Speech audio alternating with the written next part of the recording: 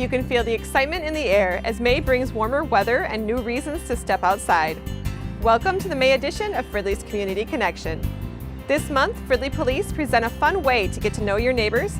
We look ahead to this year's Fridley 49er Days Festival, and we learn what to expect with a home assessment visit.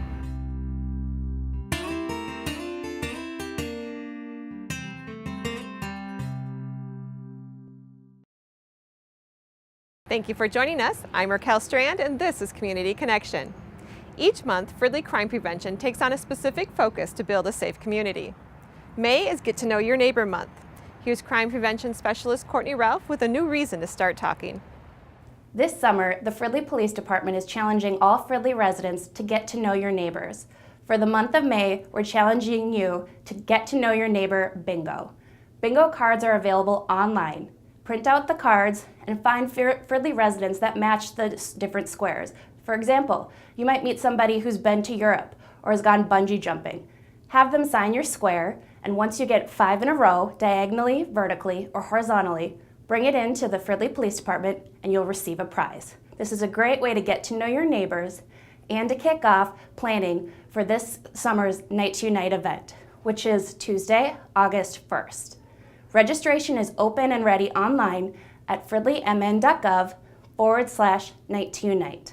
Registration deadline is July 27th, so get those applications in as soon as possible and start planning your neighborhood block party. Also this summer, we're kicking off a new event, Cops and Cones.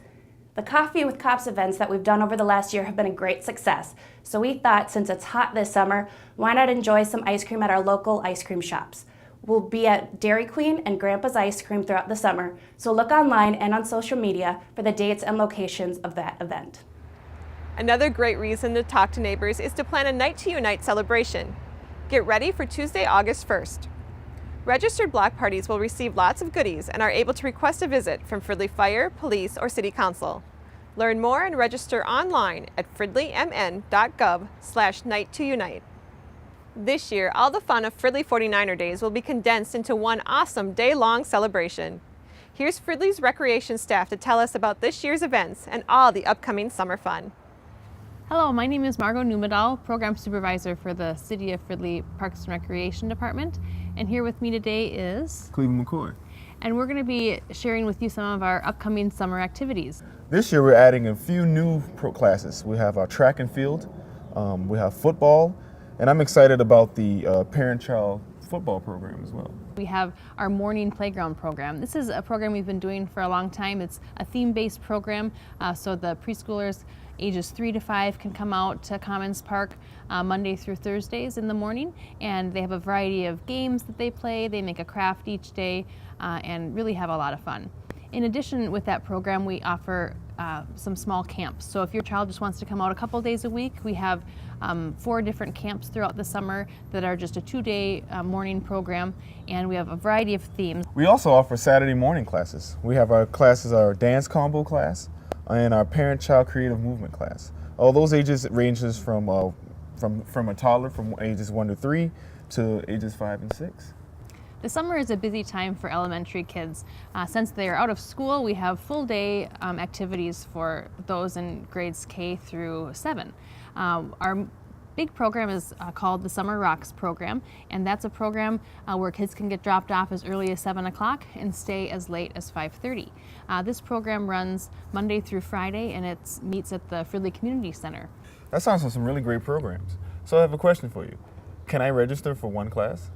Yeah, you certainly can. If you have a child that wants to just come for 1 week, they can register for instance, our archery program and just come for 1 hour each day on Mondays, Tuesdays, Thursdays, and Fridays. Some of our new programs we have this summer, we're going to be doing a pickleball.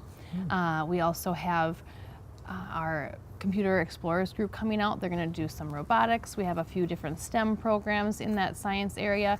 Arts and crafts, we have some of our classics, clay and painting. We always do a cooking class. That's a lot of fun for kids.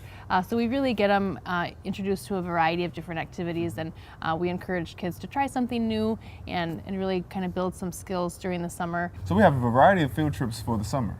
Some of our most popular ones are Nickelodeon Universe. We do log rolling, and Valley Fair is really exciting as well. And all those are on Wednesdays of the Rocks program, and you can pay for those as well individually.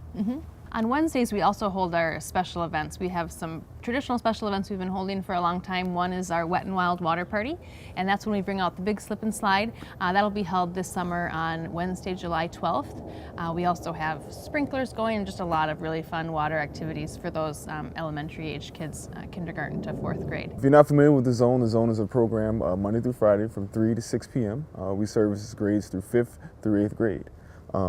So usually we have an end of the year party, and we're hoping to have that at Commons Park, and we'll have that on June 2nd, and that's from 3:15 to 6:30 p.m. We'll have anything from games, outdoor games, we'll have water slides, we'll have team sports, music. It's just a farewell till we cap off into our summer programs. Before the Zone closes for the year, we do have one field trip. We have Cheapskate. We're planning on doing that's a glow-in-the-dark party, and that's on May 12th. And that'll go from 6 to 10, and we'll do 5th and 8th grades. And as I mentioned earlier, the Zone closes for the summer, but that doesn't mean that we don't have any programs going. We have the Chill program, and it's called the Chill Zone, and that's Monday, Tuesday, Thursday, and Fridays, and that's servicing grades completing grades 4th through 7th. For those in grades 6 to 7, we also have an exciting program we call Leaders in Training.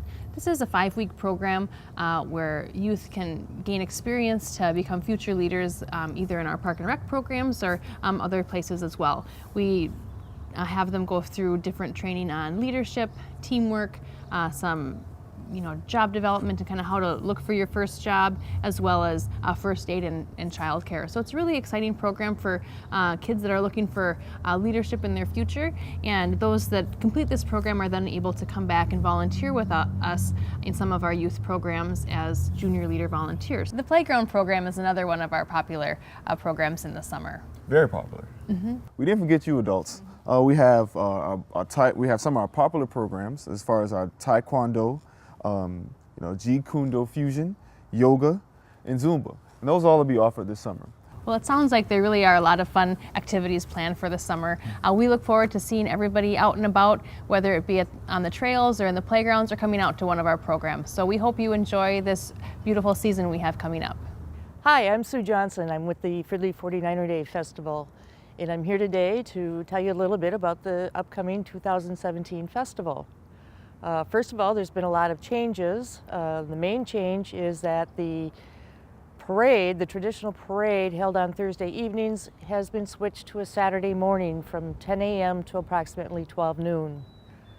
And after the parade, we will have the Kids' Day events and the band and the traditional festival activities.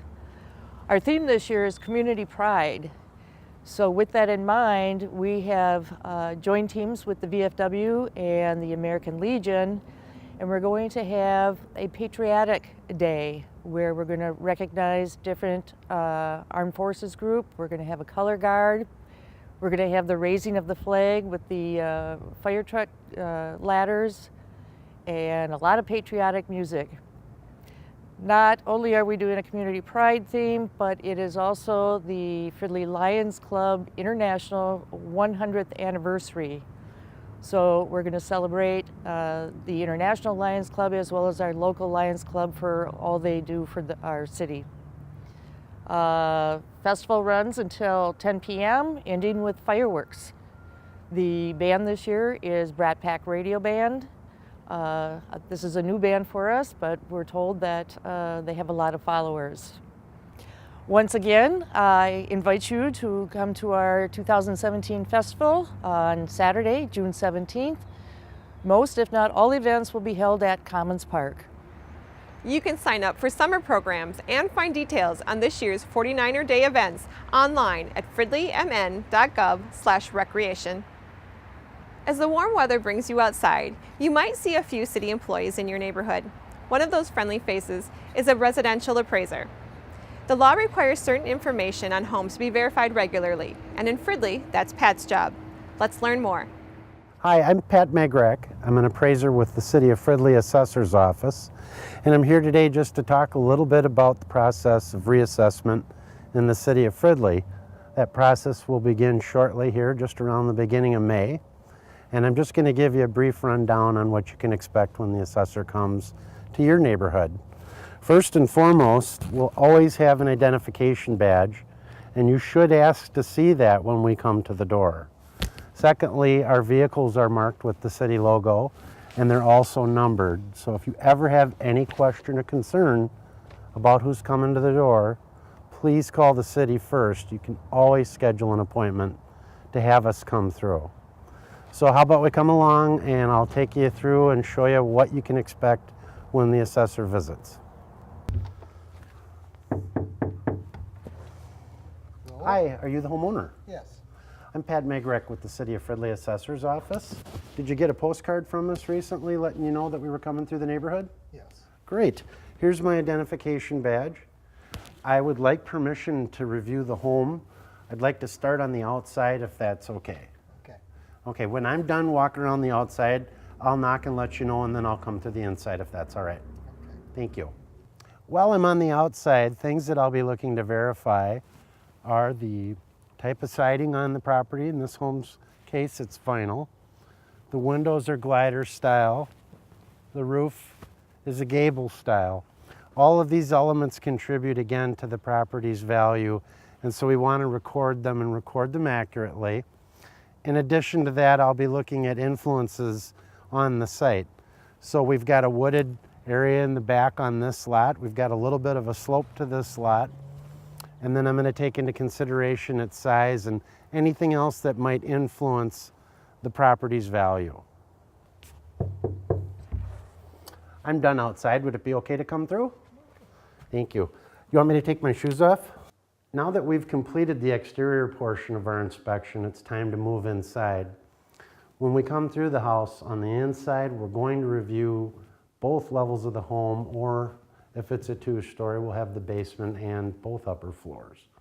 What we're looking for is to verify information about the number of bathrooms, bedrooms, condition of the kitchen, condition of the bathrooms, overall condition, including finished surfaces, trim, doors, and the like. At that time, we'll also look for features. So if you have a fireplace, we'll verify that we have that on the record. Porches, additions, we'll also be looking at our sketch to make sure that it's accurate and that the square footage is correctly stated. All of these things will add value or subtract value from the property depending on condition.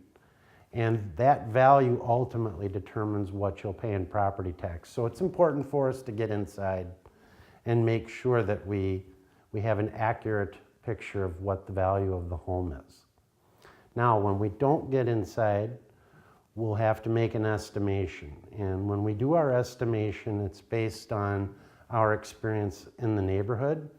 And specifically, we've got a great deal of data regarding what we would expect to see in a house of this age or of this style. And when we don't get in, then what we'll do is estimate to what we expected was in the property. Either way, when you get your notice in the spring, that's the time to give us a call if you think that the value is not correct, because there may be some level of estimation. Another aspect of the job of the assessor is to assure what is called equalization. And this simply means that when we make our valuations, that we're moving similar properties in a similar fashion. This home in particular is a great example of this. The house right next door, both of these homes were built last year. They were built by the same builder with the same construction crews and the same quality of workmanship and the same quality of materials. The house next door does not have a finished basement. This one is going to have a finished recreation room, bathroom, and bedroom. It's going to sell for $35,000 more as a result of that. So this is a great example of how you can have two properties that are subject to the same neighborhood influence, have the same view, have the same level of depreciation, which is virtually none because they're new, but will sell for a different amount because this home has more features. So that completes the process of reappraisal for this particular home. The one thing we didn't discuss is in the event when I knocked on the front door, no one answered, we'll always leave a tag like this. This tag will let you know we were here, and it'll give you further instruction on whether or not we need you to call and make an appointment, or if we feel like we're complete with our information. Also, about this time of the year, you'll be getting your notices of valuation. They look a little bit like this. These are important because if you don't agree with the value, now is the time to give the assessor a call so that we can come by and have a look at the property and discuss any issues you have regarding your valuation or classification. Now let's take a look at what the City Council is working on. Here's City Manager Wally Weisapel with the April Council Update. Hello and welcome to the Council Update for April. My name is Wally Weisapel, City Manager, and it's my pleasure to bring to you the actions that the City Council took in April at our meeting on April 24th. We began the meeting with a conference meeting, and this is again the opportunity for Council to discuss and take in information but make no decisions. They heard a presentation from our Community Development and Engineering staff regarding safe routes to schools. This is a federal program that provides money for planning and construction of sidewalks and other types of things to make walking and biking to schools and routes within the community safer. No action was taken, and the Council will continue to have those discussions in May. Then the Council also heard an update from our Public Safety Director, and he provided an update on the things that the Police Department has been doing. Chief Workey was explaining the involvement that the Police Department has been making in the community at a variety of different events, such as the PALS League, which is the police officers going and having basketball and sports athletic activities with middle school and high school kids. Then on to the Council business. The Council awarded a contract for the 71st Street water main. This is going to be that area within the new Civic Complex project. Then the City Council also approved a joint powers agreement with Anoka County, and Anoka County will be reconstructing a traffic signal at East River Road and Mississippi Street. This is a signal that's owned by Anoka County but benefits many of the Fridley residents who bike and walk for that crossing. The City Council also approved the land transfer for the property that the HRA had and that the city had, an exchanged property, so that the Civic Complex can be constructed. The City Council then approved the 2017 street project, which is street reconstruction, and that's in the area Hackman Street over by the Holiday Store and North Park School. So that project is already begun, and that is our Council update for April. Thanks for joining us. Before we go, here's Mayor Scott Lund with a special invitation, followed by our May calendar of events, including the return of the Pet Clinic and an evening edition of Coffee with Cobbs. Hello everyone, this is Fridley Mayor Scott Lund, and on behalf of myself and the Fridley City Council, we'd like to invite you to a Saturday Town Hall meeting. That's right, May 20th from 10 a.m. to noon. This is your community, and it's very important that we have you all here to have a voice. Join us and learn more about city finances, what's happening with the new City Hall, and help us create a vision and a plan for the future with the city's comprehensive plan. Just remember, Fridley's Town Hall meeting will be Saturday, May 20th, 10 a.m. at the City Council Chambers at City Hall. So hope to see you all there. Any questions, feel free to contact City Hall or myself at scott.lund@fridleymn.gov.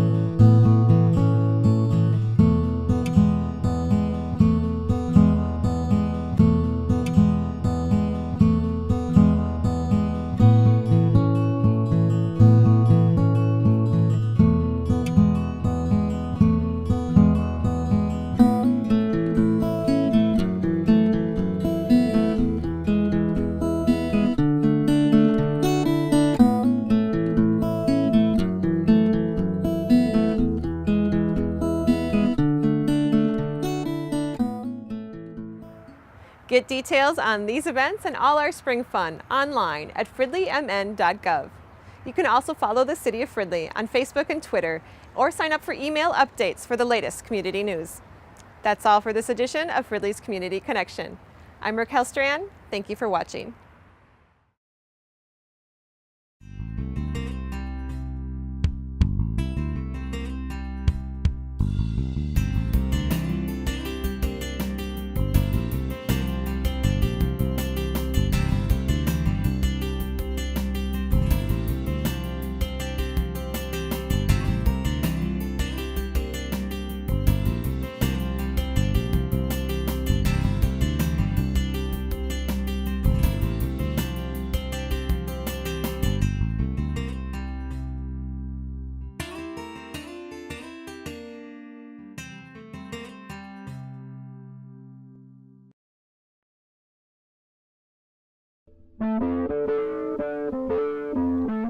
This has been a production of Fridley Municipal Television, Channel 17. Thanks for watching.